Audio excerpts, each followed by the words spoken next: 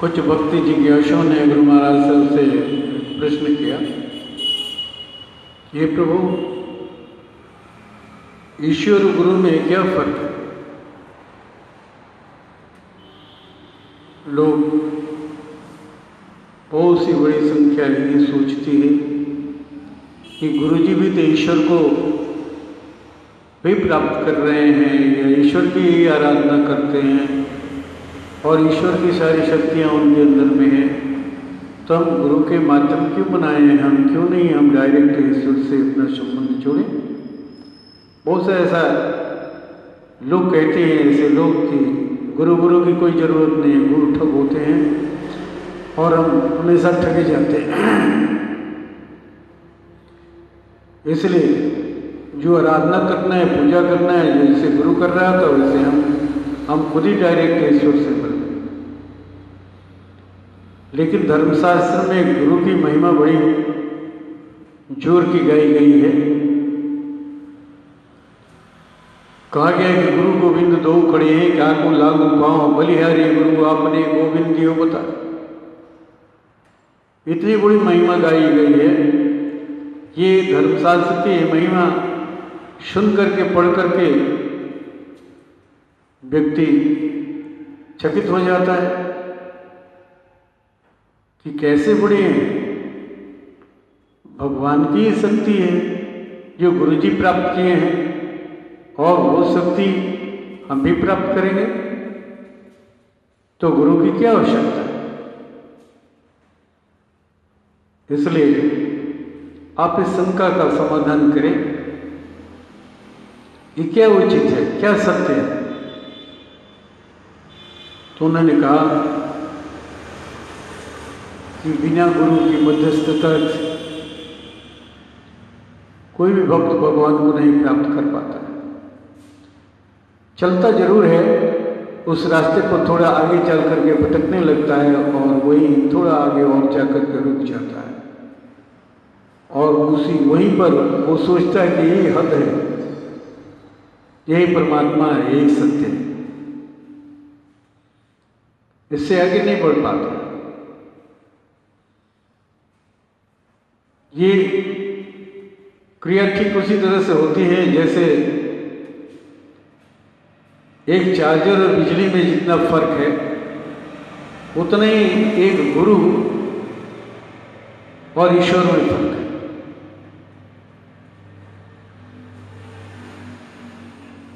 वही बिजली का पावर चार्जर अपने आप में लेता है, बिजली से ही लेता है और फिर अपने पावर को मोबाइल के बैटरी में देता है, अपने अनुसार देता है।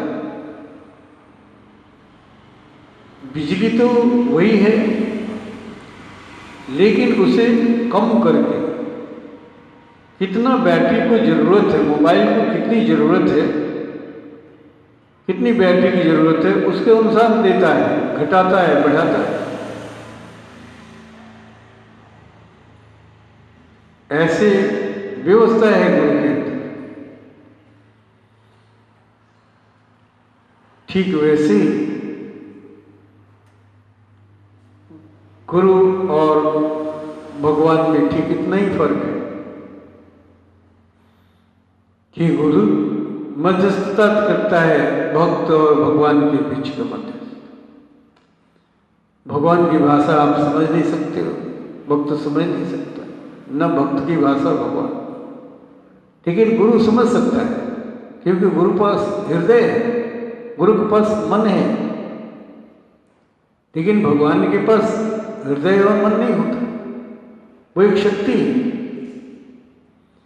वो जब गुरु के हृदय में उतरता है भगवान की शक्ति, तो वो भगवान हृदयवान बन जाता है, वो हृदय वाला हो जाता है, वो मन वाला हो जाता है। उसके अंदर में दया काम करने लगती है, उसके अंदर में क्षमा काम करने लगती है, उसके अंदर में कृपा काम करने लगती है और उसके अंदर में सहनशीलता काम करने लगती है। क्योंकि भगवान न सहनशील है, न कृपालु है, न दयालु है। जब वो गुरु के अंदर में आता है तो वो सारे गुण, गुरु के सारे गुण उसके अंदर में उतर जाते हैं। इसलिए उसके अनुसार, उसके हृदय के अनुसार वो काम करने लगता है, उसके अनुसार दया करने लगता है, उसके अनुसार कृपा करने लगता है, उसके अनुसार सहनशील हो जाता है। तो कितना भगवान में परिवर्तन आ गया गुरु के हृदय में उतरकर। इसलिए गुरु को महान बनाया गया है कि ऐसे गुरु से हमारा संबंध होना चाहिए कि जो हमारे लायक ऊर्जा हमें दे। क्योंकि धर्मशास्त्रों के बाद भक्त नहीं समझ सकते, वो गुरु के लिए बनाया गया है। ये वही समझ सकता है, और भक्त को तो गुरु को ही पढ़ना है, वही उसका धर्मशास्त्र है। उसका हर कर्म, हर कर्तव्य, हर व्यवहार अपने में आप में उतारे।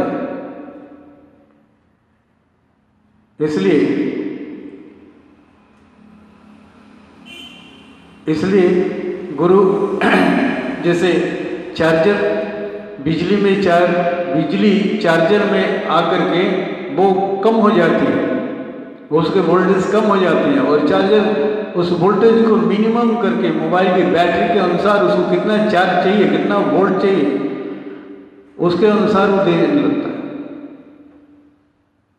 तो कोई क्षति नहीं होती, मोबाइल सुरक्षित है। बैटरी चार्ज होते ही मोबाइल बजने लगता है, पकड़ने लगता है। मोबाइल एक मानव है और उसके बैटरी को चार्ज करना है।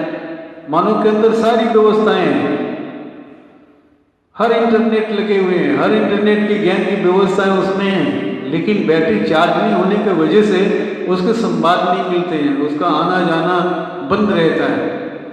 तो बैटरी जैसे हम चार्ज कर लेते हैं वैसे इंटरनेट, उसके अंदर का इंटरनेट काम करने लगता है, और मानव आश्चर्यचकित हो जाता है कि गुरु के माध्यम से हमने अपने आप को कैसे चार्ज कर लिया। ठीक, गुरु जोनी, मानव जोनी कर्म प्रदान है, इसलिए कि यहाँ गुरु मिलता है। भगवान तो हर जोनी में होते हैं, ऐसा कोई जोनी नहीं है कि भगवान न हो, सभी जोनियों में है, लेकिन गुरु सब जोनियों में नहीं होते, गुरु केवल मानव जोनी में होते। इसलिए ये कर्म प्रदान बनाया गया है। सभी जोनियों में भगवान है, लेकिन उनको बताने वाला, उनके ज्ञान देने वाला, भगवान तक पहुंचाने वाला, उनकी शक्ति का इस्तेमाल करने वाला गुरु नहीं होता है। बताने वाला कोई गुरु नहीं होता है। इस्तेमाल नहीं कर सकते हैं, कोई योनियां भगवान को इस्तेमाल नहीं कर पाते, बस अपने भोगों को भोगते रहते हैं। भगवान साक्षी रूप में उनके अंदर खड़ा है, लेकिन वो उनकी कोई मदद नहीं कर पाता, इसलिए कि गुरु विहीन योनि है। उन योनियों में गुरु के अभाव में, ईश्वर के रहते हुए भी हम उसका सुख, उसका ज्ञान नहीं ले पाते। लेकिन मनुष्य योनि में गुरु होता है, गुरु प्रधान योनि है। इसलिए देवताओं को भी ये दुर्लभ है मनुष्य योनि। देवताओं को भी आगे का ज्ञान करना होता है तो उन्हें भी मनुष्य योनि में आना होता है। उनके लिए भी ये दुर्लभ योनि है। वो चाहे तो वहाँ देवता अपने देवलोक में रह करके ज्ञान प्राप्त नहीं कर सकते, इसलिए कि गुरु यहाँ होता है। और यहाँ भी व्यक्ति मानव योनि में रह करके जो गुरु का लोक है वो गुरु को नहीं खोज पाए तो भोग योनियों की तरह वो जी रहा है, जिसका संपर्क किसी गुरु से नहीं है, जिसका कार्य का संचालन, जिसका कर्म का संचालन कोई गुरु नहीं कर रहा है मनुष्य योनि में रह करके भी। तो वो समझो कि भोगी योनि में है, वो मनुष्य योनि में रह करके भोगी कर रहे हैं गुरु के अभाव में। इतना फर्क है गुरु और भगवान में।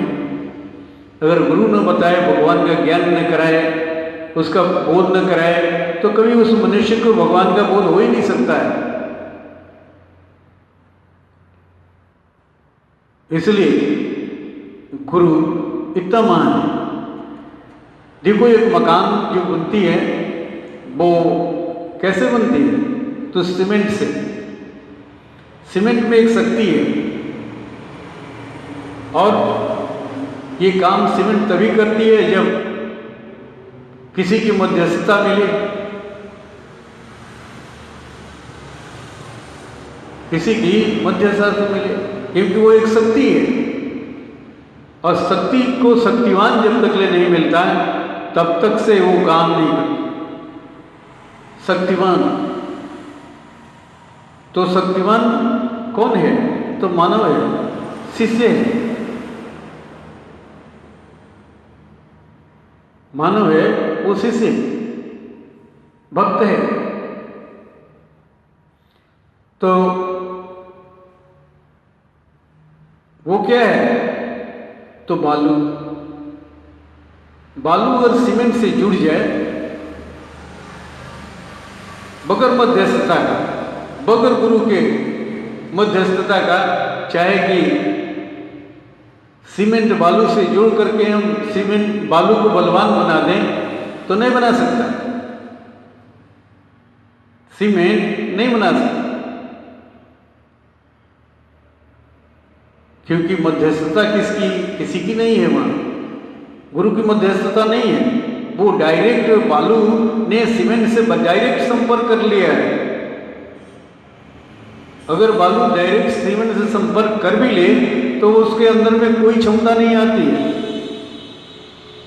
सीमेंट का कोई वर्क नहीं, कोई ताकत नहीं, कोई क्षमता नहीं दिखती है उसके अंदर।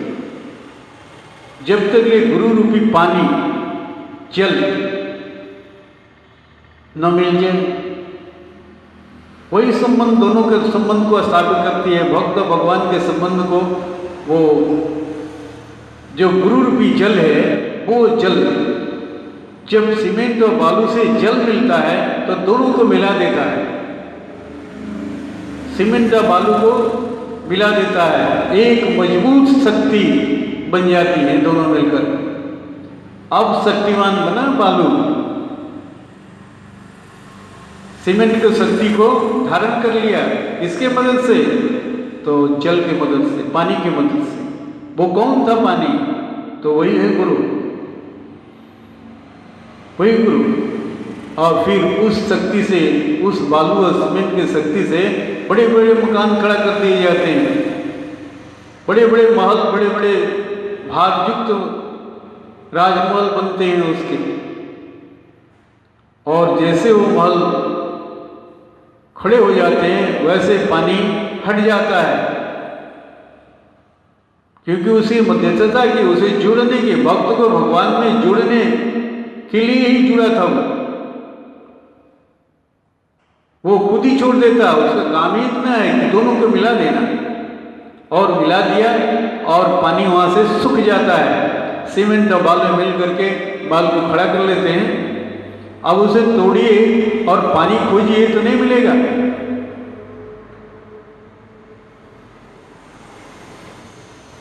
कितना महान है वो गुरु, कितना महान है वो, कि दोनों मिला करके वो अपनी कोई मान्यता नहीं लिया और वहां से हट गया। ठीक ऐसे ही जल ले लो, गुरु है। सीमेंट शक्ति, शक्ति वो ईश्वर है। और बालू भक्त है, शिष्य है। लेकिन इस भक्त को किसने भगवान से मिलाया? तो पानी ने, गुरु ने। ठीक वैसे ही दूसरे उदाहरण ले लो समझने के लिए। जिसे कपड़ा है और साबुन है, साबुन में शक्ति है कपड़ा को साफ करने का, और कपड़ा ही शिष्य है जो गंदा हो जा रहा है। और साबुन के अंदर वो शक्ति है जो कपड़े की गंदगी को साफ कर दे, झकझका दे, चमका दे। लेकिन साबुन को रगड़ मारो, कपड़े के ऊपर रगड़ते रहो, संपर्क करते रहो, लेकिन साबुन का संपर्क करके कपड़ा चाहे कि हम साफ हो जाएं, झकझक हो जाएं, ऐसी असंभव बात है, असंभव बात है। जब तक ले पानी का जुग न हो, जब तक ले कपड़े को पानी में भिगाया न जाए या साबुन का जुग नहीं किया जाए, जब तक ले पानी साबुन और कपड़े को दोनों को मिलाए नहीं, तब तक से ये काम नहीं हो पाता है। बगैर पानी के जुग के ये दोनों बेकार हो जाते हैं। शक्ति और शक्तिमान, शक्ति और शक्तिमान को दोनों मिलाने वाला, मध्यस्थता करने वाला पानी ही गुरु है और कपड़ा ही भक्त है और साबुन ही यह भगवान है। तो क्या फर्क है? अब समझ सकते हो कि इसमें साबुन और कपड़े और पानी में क्या फर्क है। साबुन की शक्तिशाली हस्ती रहते हुए भी वो नहीं, अपने भक्त को मदद नहीं कर पाया, क्योंकि वहाँ गुरु का भाव था ना, गुरु का भाव था, इसलिए गुरु महान है। और गोस्वामी जी भी कहते हैं, बिन गुरु भव निग तरई न कोई जो विरंज शंकर शो। सब कुछ तो है ही है शंकर के पास, तीसरे नेत्र खुले हुए, सामर्थ्यता है, शक्ति है, सब कुछ है, आंखें भी हैं, लेकिन ज्ञान नहीं है। और ज्ञान नहीं होने की वजह से उन्हें भी गुरु के घर जाना होगा, गुरु से संबंध जोड़ना होगा, आगे देखने के लिए, जानने के लिए। जो देख रहे हैं उनका ज्ञान नहीं है, देखी हुई चीज को नहीं समझ रहे हैं कि वो क्या है और इसके कैसे इस्तेमाल हम करेंगे। गुरु के अभाव में वो भी ढंढना रहे हैं। बिन गुरु भवनिध तरई ने कोई जो विरंच शंकर संग हो। गोस्वामी जी ने कहा कि ऐसी समर्थता के बाद भी वो भावनाओं के सागर में डूब रहे हैं, डूब जाएंगे। इसलिए गुरुकुल में जाना है होगा, गुरु से संबंध जोड़ना होगा।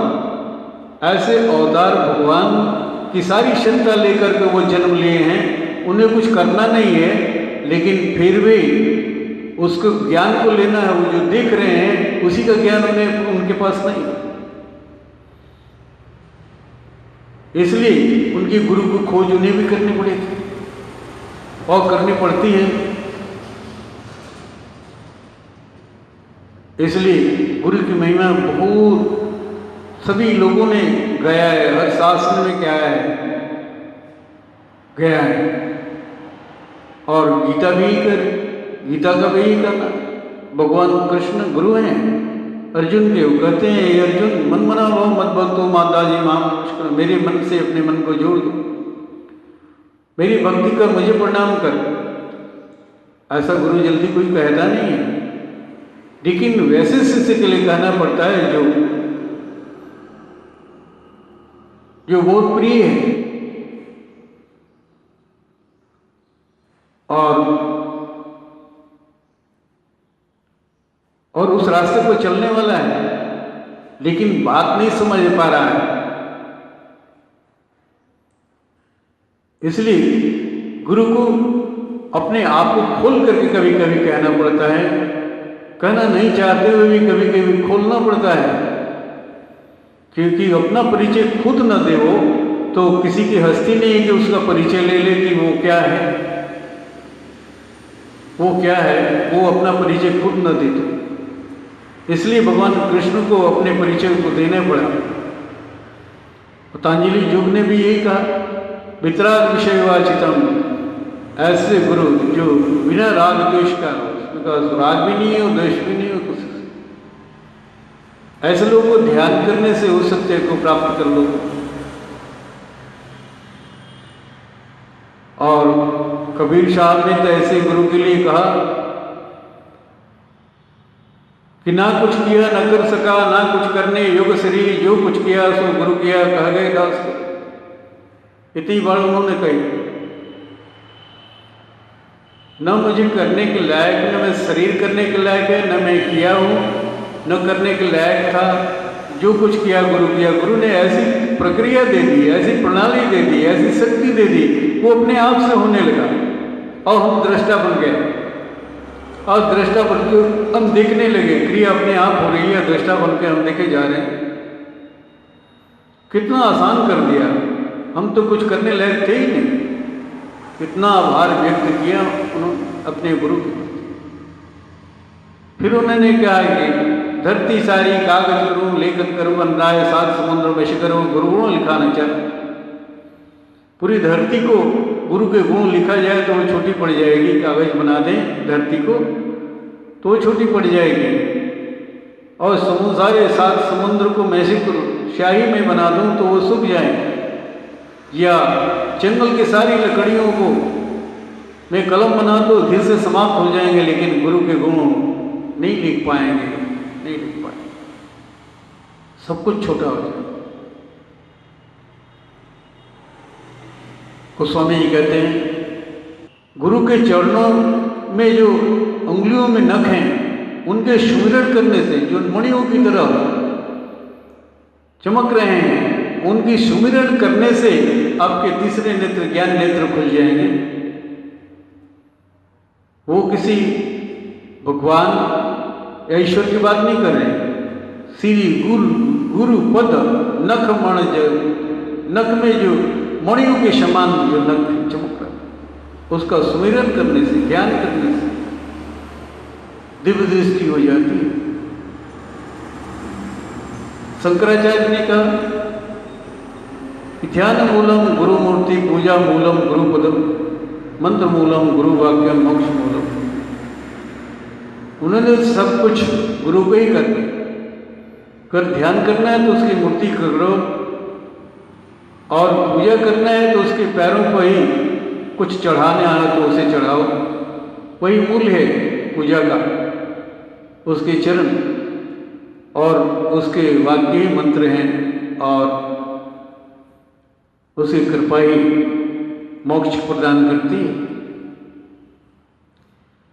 इस तरह से उन्होंने कहा, हरि हरि कवि को विद्वाणी, कहत संत महिमा सब जानी, शो मो कही जात कैसे, साख बनिक मनि गुण गण जैसे।